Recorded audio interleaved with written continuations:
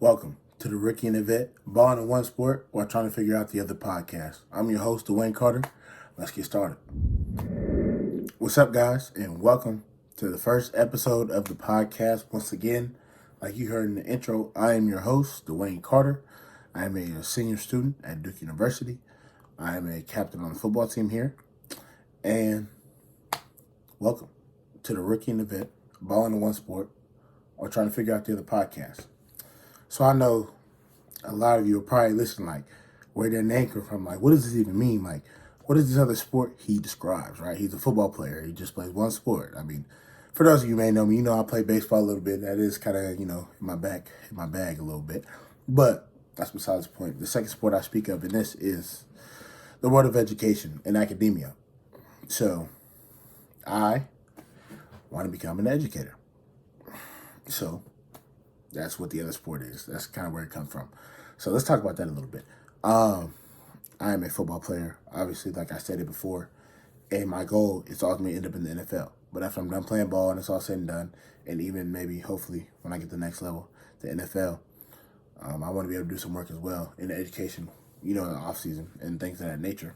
But like I said, after I'm done playing ball, I want to be an educator. I want to work in education. It's kind of in my end goal is honestly to get to the point where I can open like kind of a boys and girls club and kind of be the runner of that and kind of be the person that kids need, right? Who they don't have in their life. I want to be that father figure, that uncle, that best friend, whatever it may be, and kind of be able to provide those resources and help bridge a lot of the gaps and help kids move on and get opportunities and a lot of what I saw growing up from my own family.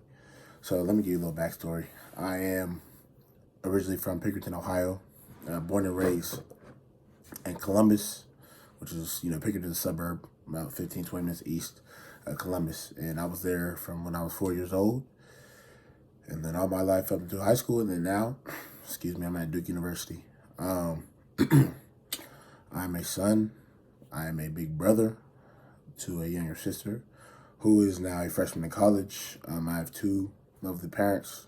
And they kind of inspired me to go on this education track. And I guess I was kind of programmed to kind of be in this mindset without me really knowing it. And honestly, they didn't do it intentionally either, I believe.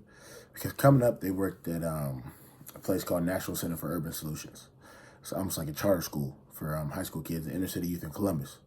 So growing up in the summers, when, we didn't have school, like whatever, we were lucky enough to have a job that was flexible enough for me to come be able to run around the office, hang out around their students, hang around their coworkers, etc., and just be exposed to that environment and watch them help high schoolers, who didn't understand certain concepts in school, didn't have certain resources to go to after school, didn't just really have, a stable place.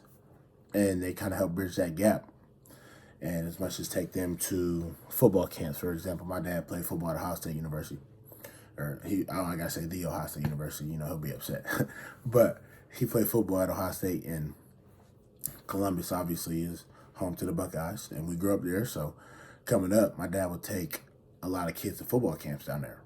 And obviously, me being a young, aspiring athlete, like, always want to be around my dad, like, always want to be a football player, I obviously had to go. Like, that was my thing. And I was blessed enough to be able to take me around, and I just hung out around him all the time. And I was kind of exposed to that football environment very early.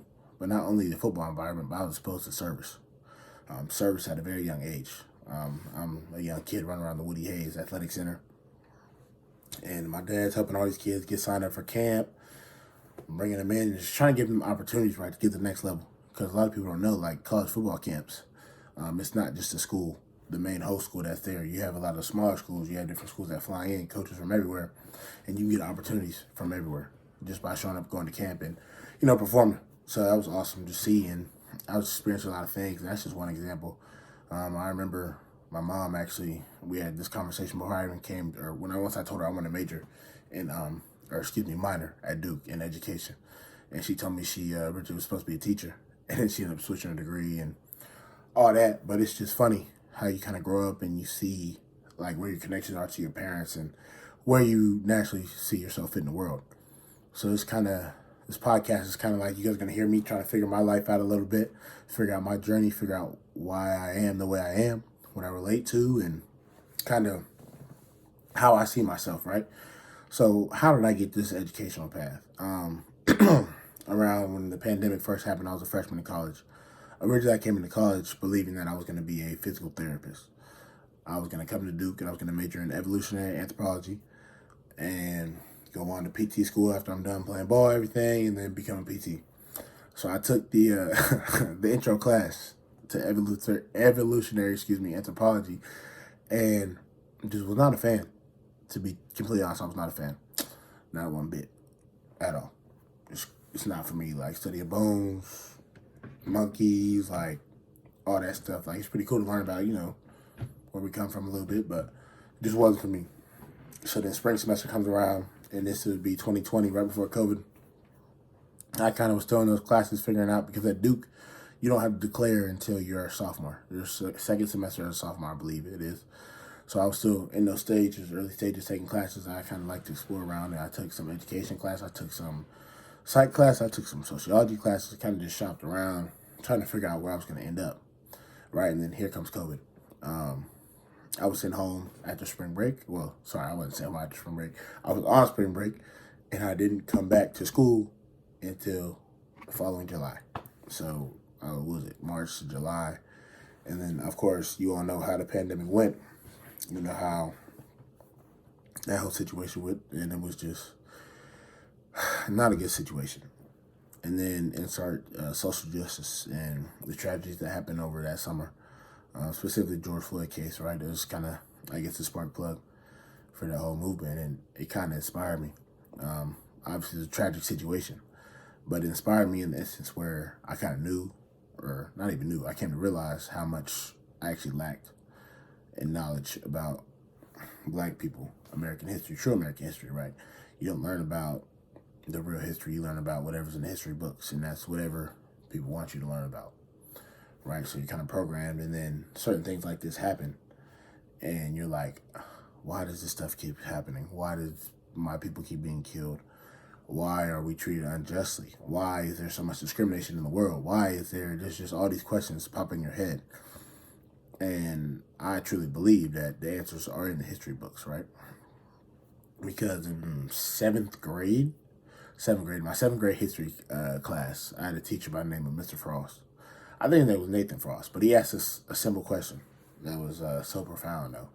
And it was, it was like, why do we learn history? Like, why is it important? Whatever. Simple question. 12-year-old, 13-year-old me, I'm in there like, I don't know. Like, I don't care. Like, I guess really, well, that's what I was thinking at the time. And it's funny, he said, so it doesn't repeat itself. So we learn history, so it doesn't repeat itself.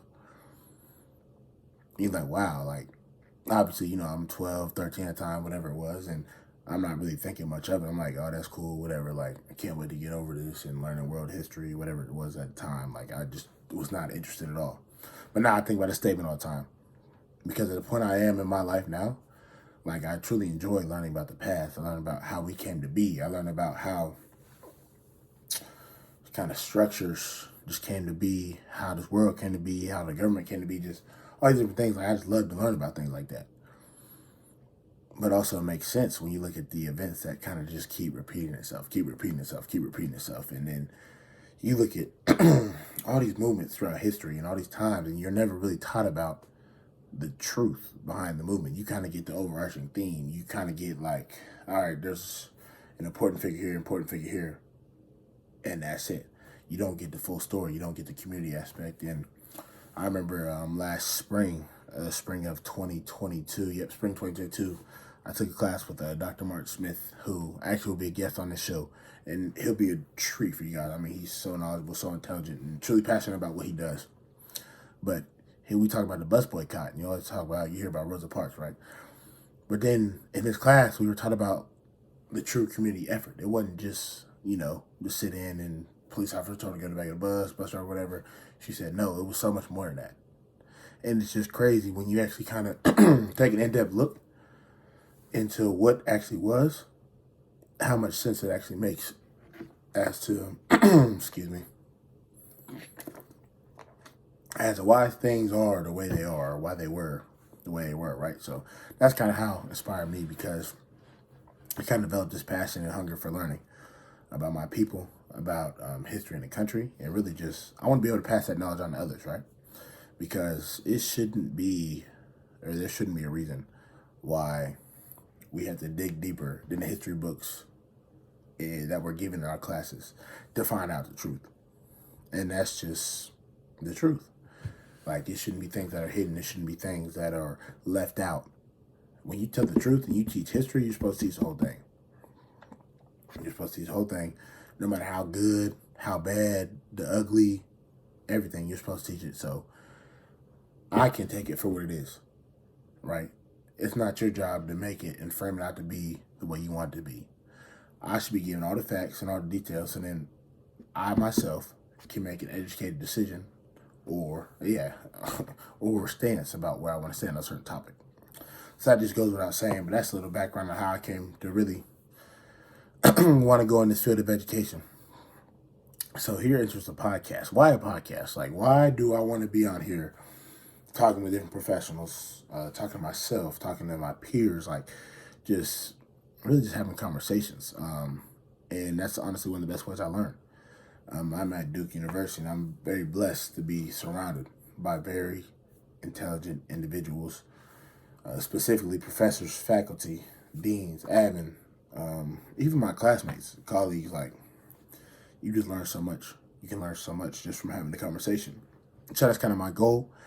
And essentially, this is kind of a way to help me prepare myself for what's to come in the future.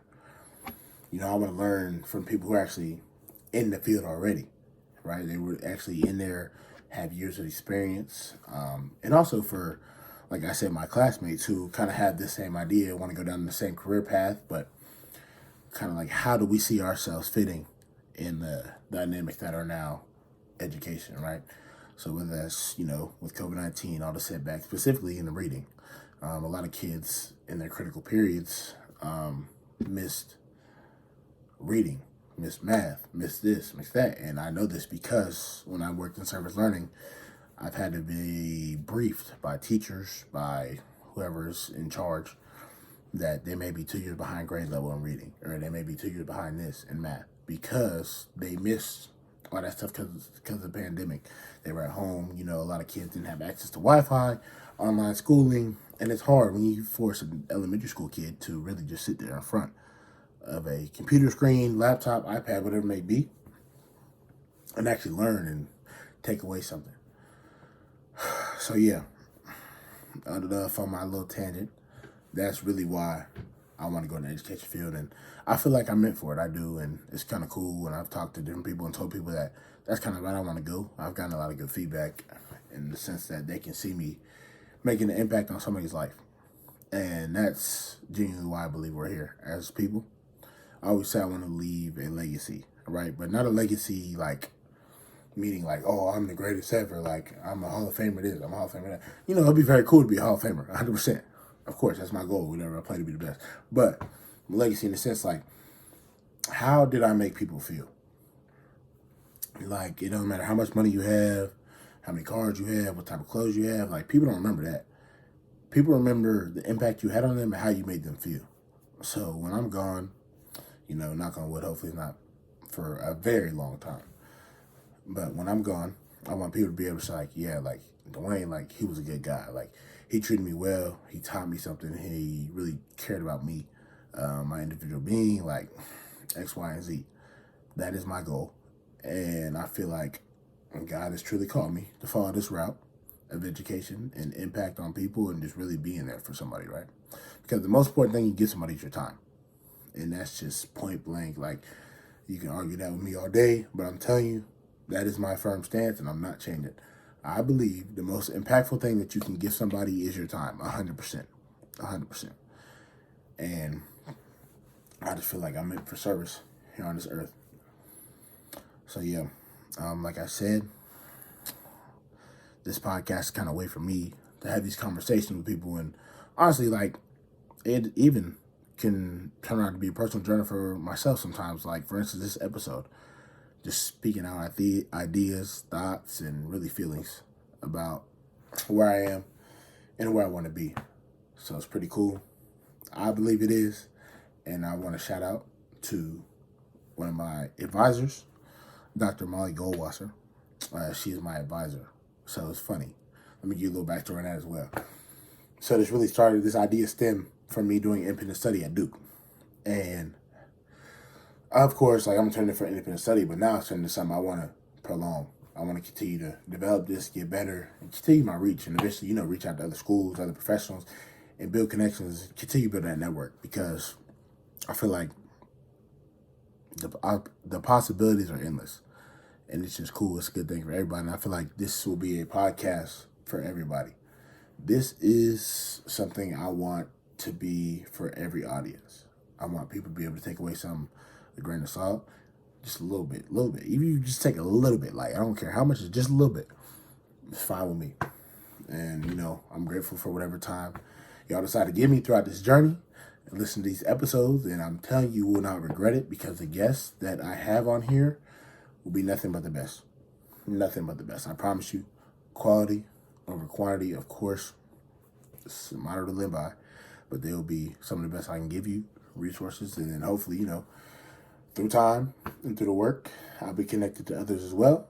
And there'll be quality as well, because I feel like you are who you keep around. You are your company. And if you surround yourself with other people chasing greatness, other people chasing success, that's eventually who you become.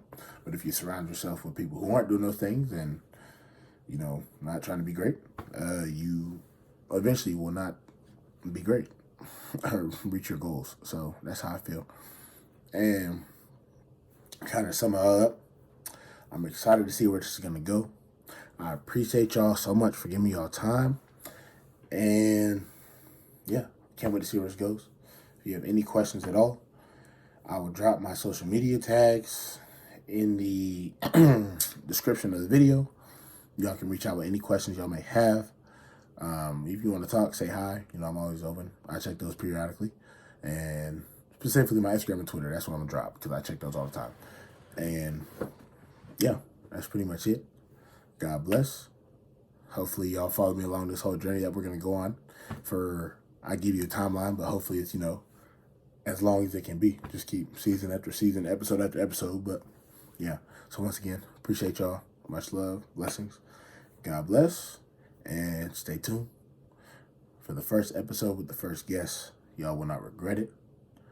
And yeah, that's it. Once again, the Rookie and the Vet podcast, Ballin in one sport while trying to figure out the other. Thank you for tuning in to today's episode. I hope y'all learned something. I hope you were engaged. And if you have any further questions about the content that we discussed today during the conversation, feel free to reach out to me through my various social medias. And if you have any questions for the guests, you can also reach out to me as well. But also, I will link any accounts they may have, even though some may have mentioned it throughout the interview. But yeah, once again, I appreciate y'all tuning in. Hopefully see you next episode. Peace.